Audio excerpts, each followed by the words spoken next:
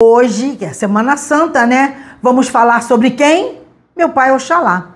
Aliás, eu fiz um vídeo tão grande dentro das cartas da semana que tive que dividi-lo. Vocês é que foram privilegiados, vão ter falando de Oxalá 2 vezes. Vamos lá.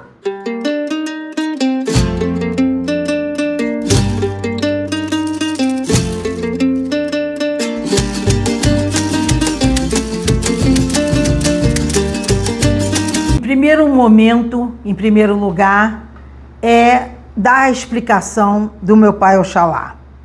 Semana de Oxalá no sincretismo Jesus.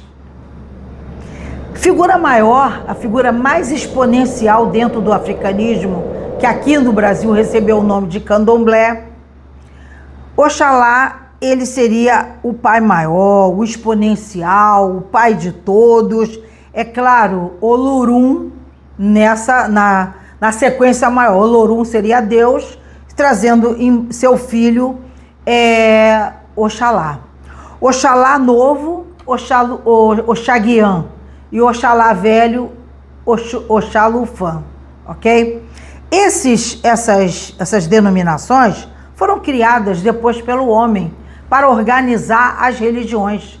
Porque no início eram só as forças da natureza, mas isso precisava ser personificado para que o homem entendesse a mensagem da espiritualidade.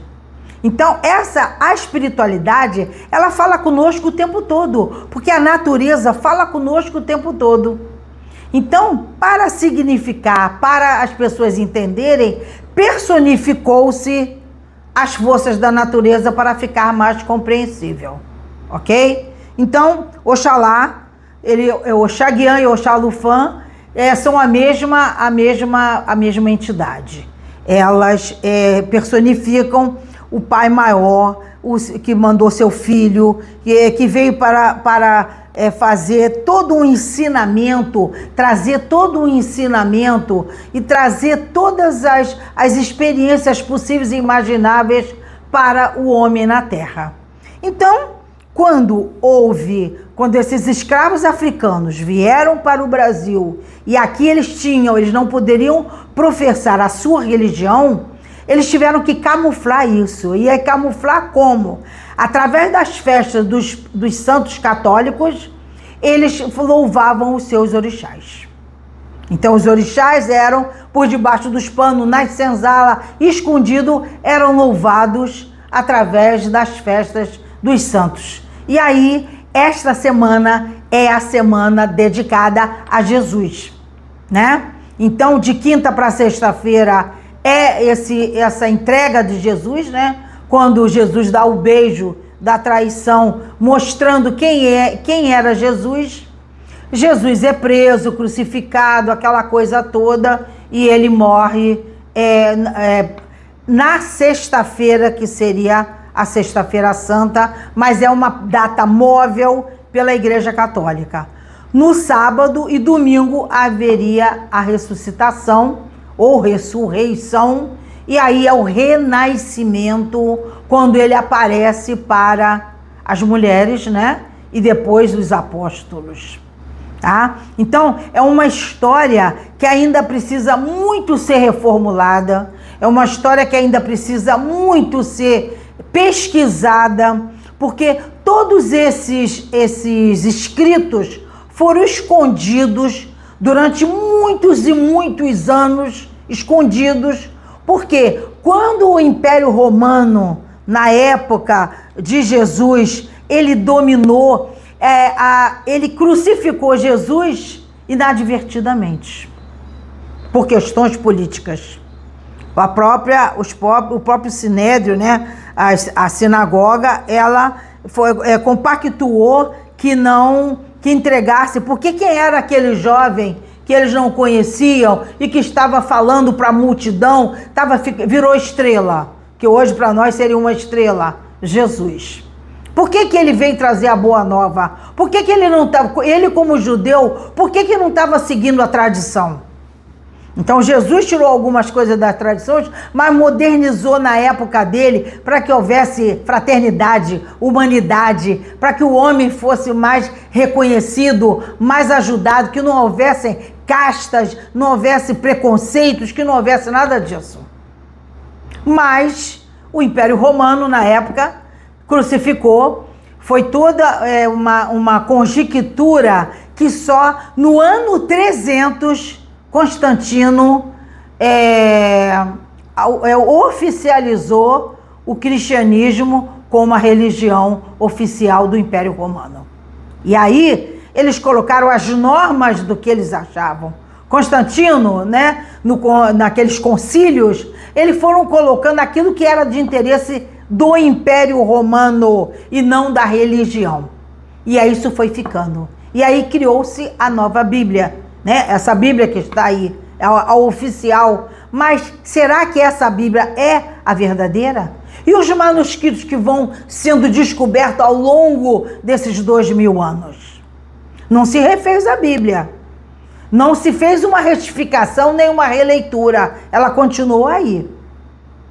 Certo? Então, é uma coisa assim para a gente questionar muito, para a gente pensar, para a gente refletir, que a gente não pode aceitar tudo que nos dão de mão beijada. Então, os próprios manuscritos do Mar Morto, de João, o Apocalipse, todas essas coisas que vieram depois, mostram que a Bíblia não é bem aquilo que está falando ali. A vida de Jesus não é bem aquilo. E outra, o que aconteceu com Jesus quando ele aparece a vida dele, ele criança. Depois, ele criança, ele some, né? Ele desaparece, né? Aí ele vai aparecer com 30 anos, né? Pregando, né? Na Galileia. O que ele estava fazendo até os 30 anos? Então, isso é uma incógnita que a Bíblia não traduz. A Bíblia não fala isso. Não fala o que aconteceu. Fala só exatamente o que todos os apóstolos falaram, ou se diz que eles falaram, disse que eles falaram, eles que comentaram, porque Jesus não deixou nada escrito. Nada. Tudo foi escrito por quem viveu na época com ele. E aí, esses manuscritos que foram encontrados em cavernas, em lugares subterrâneos, isso tudo foi, vamos dizer, contra esta Bíblia que está aí, que foi feita dentro do domínio romano. Então é para nós pensarmos, refletirmos, pesquisarmos e fazer um quebra-cabeça, certo? Mas isso não tira o mérito de Jesus maravilhoso essa saga espetacular, que ele, um espírito de altíssima vibração, frequência, veio e dizendo que nós somos deuses. Nós todos podemos fazer o que ele fez. Só que nós não acreditamos nisso. E a gente acha que a gente não tem esse conhecimento, não temos esse poder, não temos essa astúcia, e podemos. A gente conseguiria nos curar e até curar o outro se quiséssemos. Mas como isso foi colocado assim, um descrédito, que é desacreditando, o homem foi tirado o descrédito nele mesmo, que ele é um Deus. Então aí ele, por causa de que a igreja colocou porque nós pecamos. Nós não pecamos. Se nós estamos fazendo as coisas dentro da sua consciência e temos o nosso livre-arbítrio, nós não estamos pecando. Nós estamos experimentando os erros para poder ter sapiência através dos erros. Ninguém nasce sabendo nada.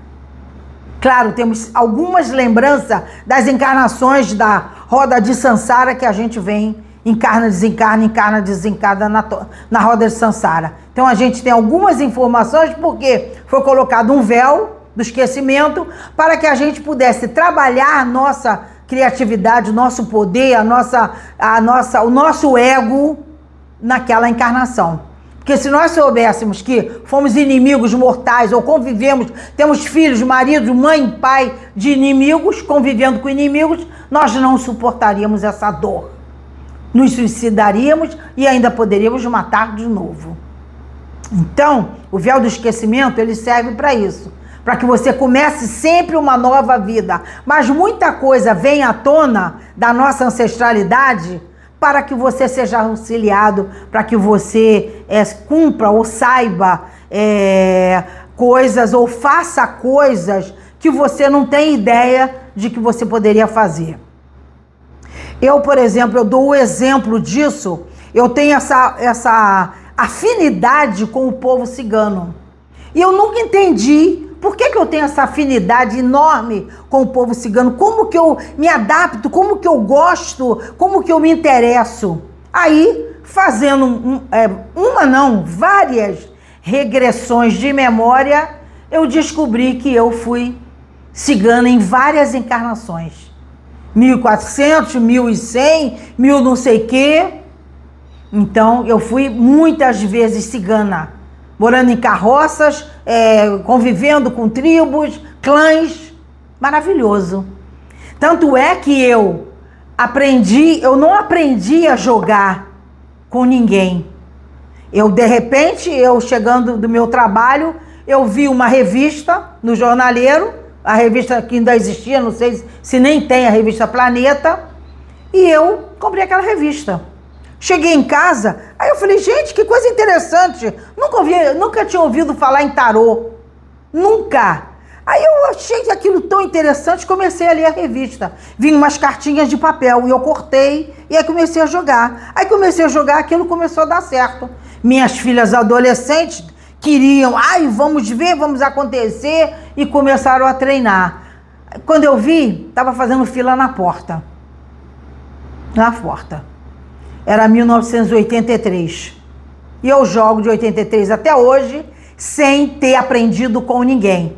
Agora, eu não vou ficar só nisso. Então, eu faço cursos de reciclagem todo o ano, com vários tarólogos importantes, conhecidos, para que eu possa me aperfeiçoar. Então eu venho fazendo todos esses cursos e dou curso, porque dou aula agora, né? Agora eu dou aula também de tarô e de baralho cigano. Então, isso para mim foi uma dádiva. Então foi de outra encarnação. Ninguém nunca me ensinou. Nem a minha mãe é católica apostólica, meu pai é kardecista, nem pensar em carta. Deus me livre. Isso era coisa do demônio. Então, eu sozinha aprendi, quer dizer, eu relembrei essa minha faceta que eu fui cigana. E eu adoro ser cigana. Cabelo ruivo. E ainda tem uma entidade cigana que me segue, que me ama e que eu amo ela, a minha cigana. E aí, quantas vezes eu tô jogando e ela tá dando a orientação, ela tá falando comigo aqui, me dando a orientação. E é espetacular, eu amo isso. Certo? Então, isso tudo para voltar para Oxalá. Então, Oxalá, esse orixá maravilhoso que está no sincretismo junto com Jesus Cristo, tem todos os poderes espetaculares, maravilhosos. E aí, vocês procurem pesquisar, não só sobre Jesus, que eu falei muito hoje por causa dessa Semana Santa, mas pesquisem também sobre Oxalá, que vocês vão encontrar coisas maravilhosas desse orixá. E agora, para culminar, para fechar a nossa informação, é uma oferenda a mais simples para Oxalá, porque Oxalá você pode colocar tudo que é branco, tudo. Canjica, pães, o que for, tudo que for branquinho, você pode colocar, que pega. Mas o crucial, você vai colocar a vela, que a vela nada mais que não é para Oxalá, que ele não precisa de vela nem de luz, é para que ele ilumine você, tá? O vinho, que poderia ser substituído pela uva, a água e o pão. Pão doce, pão salgado. No caso eu coloquei. Só isso. Tem coisa mais simples? Que Oxalá, na sua grandiosidade, seja Oxalá, o Jesus, que ele possa proteger você a vida inteira, por toda a eternidade. E amanhã, não esqueço, hein? Cartas da semana, de 31 de março a 6 de abril. Toquem lá, vão lá. Amo vocês.